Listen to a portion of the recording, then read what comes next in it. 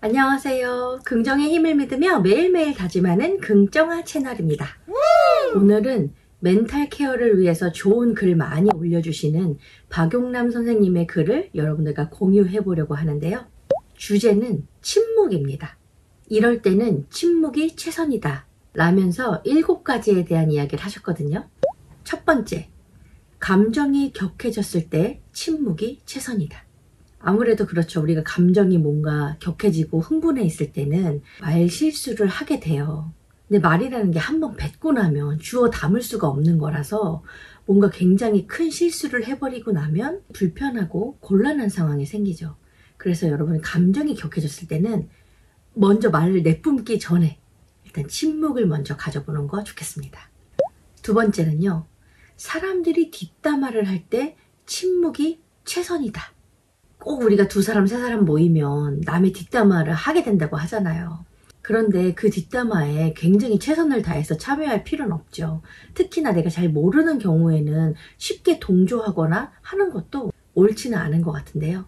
여러분, 사람들이 모여서 이렇게 남의 뒷담화 할 때는 일단은 입은 닫고 귀만 살짝 열어보면 어떨까요? 정보 차원에서 말이죠.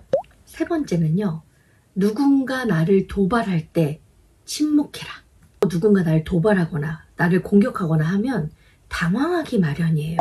그런데 그걸 받아치겠다고 이 말 저 말 하다 보면 사실 나중에 가서 이런 말 할 걸 저런 말 할 걸 후회하는 경우가 많거든요. 그런 차원에서 이야기를 하는 것이 아닐까라고 생각이 들었습니다. 네 번째는요, 사실이 부족할 때 침묵해야 된다는 거예요. 그런 거 있잖아요. 잘 알지도 못하면서 떠들다 보면 결국 뽀록이 나요. 내 수준이. 내가 잘 아는 거면 조리 있게 잘 설명하면 좋겠지만 내가 잘 알지 못하는 것에 대해서 이야기가 나오면 그냥 가만히 있는 게 중간이라도 가는 게 아닌가라는 생각이 들어요. 또한 인내심이나 한계에 다다를 때도 침묵이 좋다고 합니다. 막 인내심이 바닥날 때, 내 한계를 막 느낄 때 아무래도 자주 섞인 말이나 짜증, 화 이런 것들을 막 말로 표현을 하게 되는데요. 하지 않는 것이 하는 것보단 낫다라는 것 같습니다. 다음은요, 사과를 강요받을 때, 이럴 때도 침묵이 최선이라고 해요. 내가 사과할 마음이 없는데 사과를 막 종용하거나 그런 경우라도 차라리 입을 닫고 있어라. 그게 더 낫겠다라는 것 같아요. 여러분들은 사과를 강요받아 보신 적 있으신가요?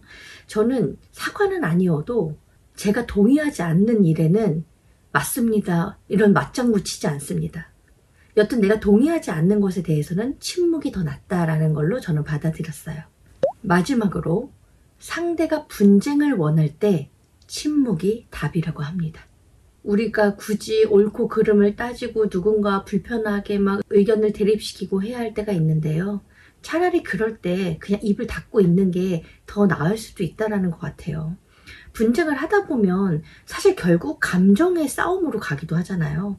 그러니까 내가 뭔가 이성적으로 합리적으로 감정을 내려놓고 이야기할 수 없을 때면 차라리 말을 안 하는 게 나을 수도 있겠다라는 것 같아요. 자, 침묵이 필요할 때 여러분들도 동의하시나요?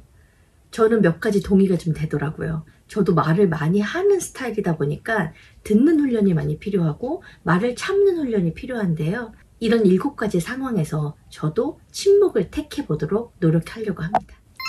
그럼 오늘도 외쳐보겠습니다. 할 수 있다고 생각하면 이룰 수 있는 박정아가 되겠습니다. 인격과 실력을 두루 갖추고 긍정적이고 선한 영향력을 주는 사람이 되겠습니다. 몸도 마음도 모두 건강한 사람이 되겠습니다. 여러분, 매일매일 긍정 하세요. 안녕.